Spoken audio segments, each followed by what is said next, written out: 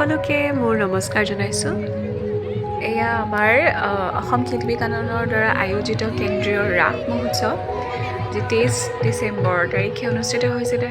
এয়া আমি সকলোৱে ৰৈ আছোঁ নাচিবলৈ।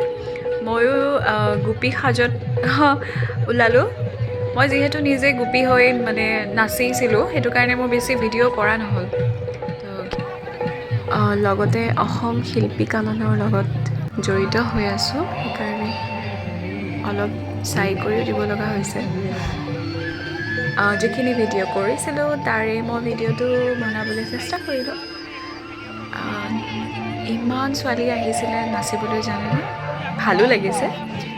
নেহেৰুবালীত যিহেতু বহুত জেগাও আছে, গতিকে সকলোৱে মিলি আমি নাচিলোঁ, ফূৰ্তি কৰিলোঁ। যেনেকৈ বৃন্দাবনত ভগৱান শ্ৰীকৃষ্ণৰ সৈতে সকলো গোপীয়ে একেলগে আনন্দত মতলীয়া হৈ নাচে।